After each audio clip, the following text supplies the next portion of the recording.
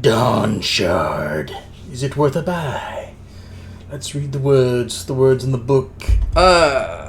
So I just read Dawnshard over the weekend, and I read it on my phone. That's why I don't have a hard copy. It's the novella 3.5 of the Stormlight Archive. It comes in between Oathbringer and Rhythm of War. So Edge Dancer comes between Words of Radiance and Oathbringer, and Dawnshard comes between Oathbringer and Rhythm of War. So I liked it a little better than I did Edge Dancer, even though Edge Dancer has Lift, which is one of the best characters. The main character was injured previously in one of the other books, and she had her legs cut by a shard blade. So she's crippled, and it's got a lot of, not piracy, but sailing in it. So it's like she's the captain of, or not the captain, she's the owner or operator of a sailing vessel. And she has to kind of earn the respect of the crew. And she kind of talks about like people that choose to sail the oceans and stuff are kind of people that want to be free and they want to like move around, and so that they're kind of cheering her on, but while she's like working through making these devices that are kind of like different kinds of wheelchairs, and then they're working with the Fabrials, which are those kind of magical devices. Like you have those span reeds where you can communicate like the internet, but you have like halves of rubies that you turn them to signal when you're ready, and another person puts a piece of paper down for the pen to write on. It's like whatever you write, it writes across space and time. So that's kind of how that works. So it's like the two halves of the rubies are connected by the half soul of the sprinter inside of it. It's pretty neat. So they use the same idea to make something that goes up and down, so she can make this little hover seat. And then they figured out if you put aluminum in between it, it disrupts the side-to-side movement. So you can move on your own side to side, but it stays at a certain height. So it's kind of like a wheelchair. She can like use this pole to like move around. And it kind of like hinted around that aluminum had something to do with the Cosmere, I think. So I think that might be the Lost Metal in the new book in the Mistborn series, the Lost Metal that just came out. Because this one has like 10 metals in the back and doesn't have aluminum. I thought there was an 11th metal or 12th metal or something too. That was at the end of the book. And this, maybe it was aluminum. But then the Lost Metal is like book 10 or something of the 3 trilogies. There was also a lot of cool stuff with these pirates or whatever, the sailors. They had these omens that they believed in. And this one guy on the ship with her is like... he's the guy that's helping her get in and out of a wheelchair. He's not really human. He's like these gods who do not sleep, which is like a bunch of kremlings. If you remember those little insect-type crustaceans. And they have flesh attached to them that they've evolved over the years, that they can like come together as a group, and the flesh comes together like a puzzle piece, and it turns into a person. Then they have like tattoos that cover up the seams where they all fit together. It's really weird. But those are like, they're not evil. They're just kind of protecting this big secret, which I guess is what the Dawnshard is. It's like a command that you use with intent to do some kind of something other. It's like beyond like the radiant powers or something.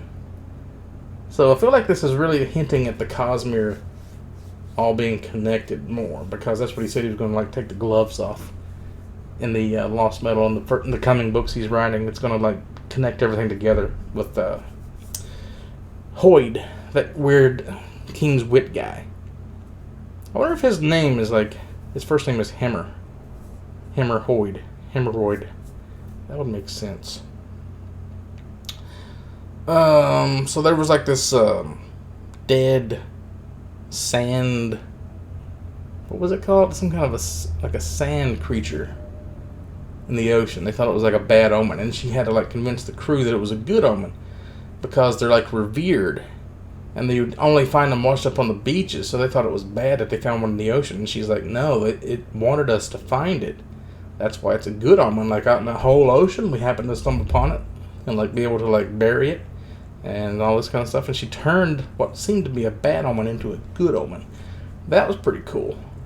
Because, like, her whole thing is, like, the shipmates are, like, wanting to mutiny or something, and they want to turn back, but she wants to keep going, because they're going to this island, like, hidden in, like, a ring of storms that they have to go through. It's, like, a way to, like, keep people from finding it, because they had like, these gem hearts all over the beach. It's supposed to be, like, decoys to, like, make people think they found treasure on the beach, so they would just take that and then leave with it, and not actually search for the Oath Gate that was hidden, like, underground. So that's pretty cool. And then you had, like, the Lopin and Huio, his cousin Huio, two Windrunners. Like, they're, like, kind of side characters in the other books. But the Lopin is really funny. And he's the guy that had the missing arm and he grew back when he became a Knight Radiant. Was it a leg or an arm? Missing. I think it was an arm. It'd be weird hopping around on one leg. Maybe it was a. Yeah, I think it was his arm he was missing. So they actually, like, leveled up. They said the words of radiance at the end that gave them their shard blades, because they both had sprint that they had bonded to, and it's pretty cool. There's also, like, an ardent guy that was with them, and it's a pretty good story. So now I'm also reading Babylon's Ashes. It'll be the next book from The Expanse.